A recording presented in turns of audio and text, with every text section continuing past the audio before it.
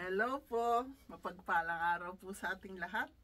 Welcome to my channel, Teresita Stallard. Nag-usap po kami ni Edison tungkol sa yung nananalo ng pinapamine-mine niya. Gusto nila pera. Kaya papadala po namin yung pera. Kagaya ni Iris, talagang yung anak po niya kailangan ng tulong sa sapatos na pinapasadya. Pinadalasan pareho ni Edison yung picture ng paanong anak. Papadalhan po siya ng 1,000 ni Edison. Okay po.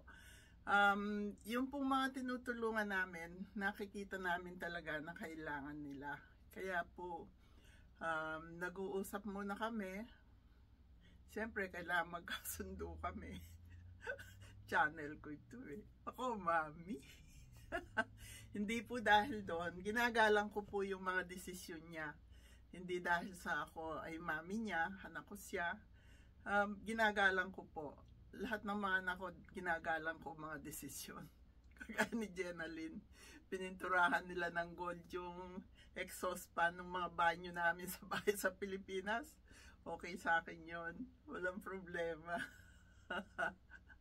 Ngayon, kagaya ni Karil, kailangan daw niya ng pamasahe sa pag-aaral niya. Kaya pera din po ang papadala sa kanya. Si Nanette Carrio, pinakamaswerte kagabi. Nanalo na siya sa mine. Nanalo pa sa bunutan ng CAS. Congratulations sa lahat ng nanalo. At thank you po sa lahat ng mga sumali sa aming live stream kagabi. Nung bandang huli, nagkatinginan kami ni Edison. Meron ako mga pangalan na hindi nagupit. Nanood na aking mga TikTok at Reels. Sabi niya, ano yan? Sabi ko, ay, kailangan gupitin ko ito. Bunot tayo ng isa pa. Nagdagdag siya ng isa pa. Dalawa nanalo. Yung si Leandro Neto at saka si Edita Bautista. Magkapit bahay. Hindi na masyadong magkapit bahay. Pareho silang tigatansa. Kami po, pag bumubunot, nakita nyo naman, dinudukot namin yon. Hindi po kami pwedeng mamili. At saka inaalog, inahalo. Swertihan din po. Yung mga hindi nanalo, may chance naman kayong lahat. Kaya ganito ang gagawin natin. Sa Saturday, ang napag-usapan namin ni Edison, basta nakita naming nanonood. Hindi lang po yung magko-comment, magla-like, ililista na. Kailangan po yung whole live namin ay nanonood kayo. Bahala na kami ni Edison na patawanin kayo. Mahabang oras din po yun sa oras. Hindi naman kami scripted. Kung ano lang po yung mapag-usapan namin mag-ina. Yan, nasasama si Aling maliit. Di na po siya maliit ngayon. Si Aling malaki na. Si Mercedita bumubunot. Si Ron bumubunot. Lahat na nando doon na present, pinabubunot namin. Okay po? Basta nakita naming nanonood kayo, ililista ko on the spot. Hindi po pwede yung maglilista before. Kailangan po nanonood kayo dahil kailangan ko rin pakita kay Whitey na may nanonood sa akin. Ito naman pong ginagawa ko, hindi para ako'y kumita. Wala po. Wala akong kinikita. Taos sa puso po namin ang pamimigay ng tulong. Kahit papano, dahil nung araw, napakahirap din po ng pinagdaanan ko. Mag-isa ako, 7 bata ang pinalaki ko. Lakasan lang po ng loob yan.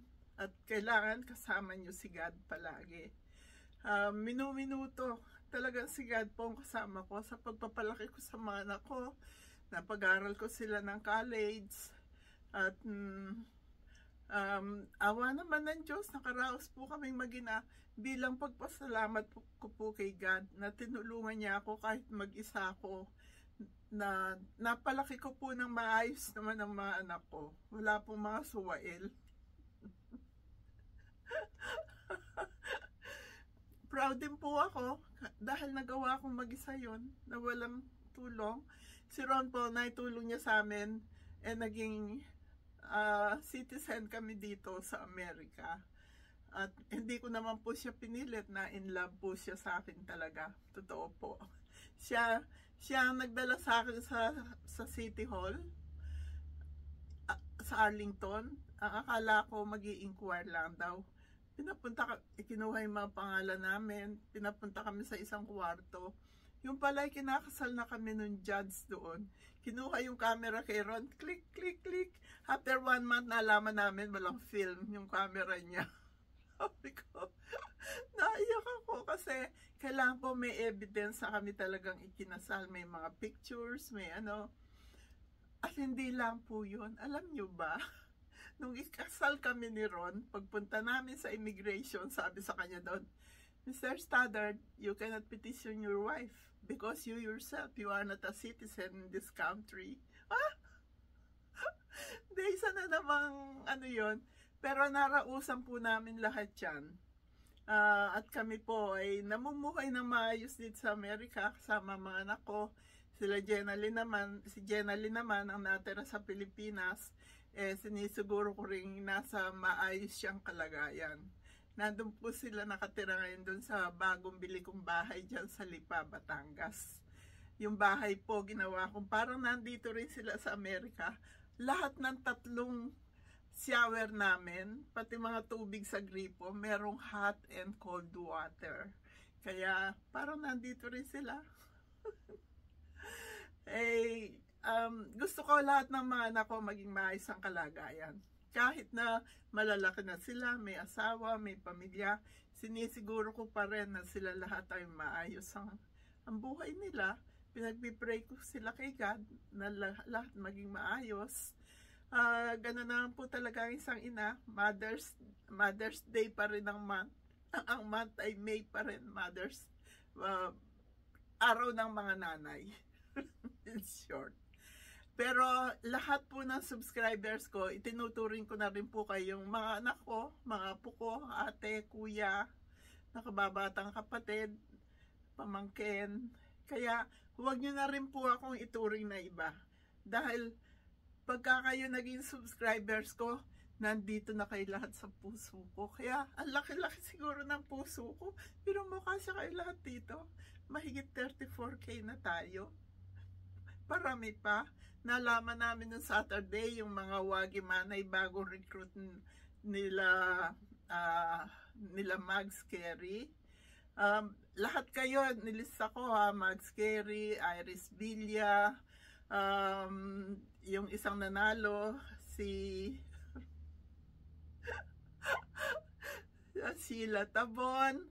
Lahat nilista ko, Loretta, Emma.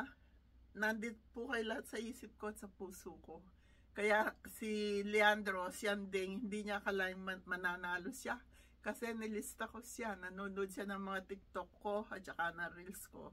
Sabi ni Edison, tanggalin ko na raw yun. Hindi ko tatanggalin yun. Isang mananalo sa nanonood ng Reels ko, TikTok ko. Mag-comment lang kayo. At saka sa araw ng live stream, kailangan manood po kayo. Parang tulong nyo na rin sa akin yun. Di po ba? Love ko kayo. Kaninang maga, busy po ako. Pero, okay naman ako. Ayun si Ron nasa taas. Tapos na siyang mag-breakfast. Ako, pinagdadasal ko na sana lahat kayo meron kayong kakainin sa oras ng pagkain. At yun naman pong ginagawa natin sa live stream natin. Katuwaan lang po natin yun.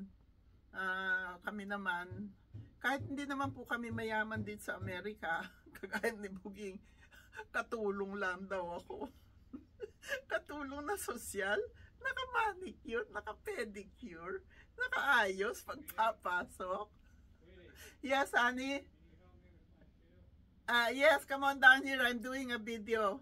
Tatali ko na yung shoes niya. Dahil nga yung left wrist niya, meron pa rin siyang wrist support. Ako po lahat ang gumagawa. Nagugupit ng edges, nagkakat ng damo, naglilinis ng yard, mga weeds. Ako po dito sa bahay. Ako po lahat nagluluto, naglilinis, naglalaba, etc. etc. Ganun naman po tayo, di po ba? Kahit na ganito nakikita niyo ako, masaya po ako. Okay ako, wala akong problema.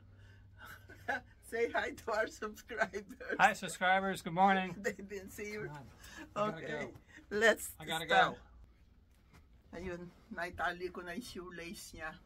Thank you daw. He will go out for a walk. Kaya ganun po. Meron pa rin tayo nung nanonood na aking reels at TikTok. At pagkatapos 3 po o 4, pagka kayo nanonood pa rin ng aking live stream, ng aming live stream, ng ating live stream, Saturday, 8 a.m. Philippines time, kasali pa rin kayo sa bunutan. Di po ba? Ang laki ng chance nyo. Pagkatapos nun, lahat ng pangalan nyo, ibubuhos ko dun sa malaking garapon, may chance pa rin kayo sa jackpot. Kaya, ano pa ba ang gagawin natin sa buhay? Di magsaya? Tuloy ang buhay. Ano man ang ating problema, tuloy lang po. At kasama natin si God dyan.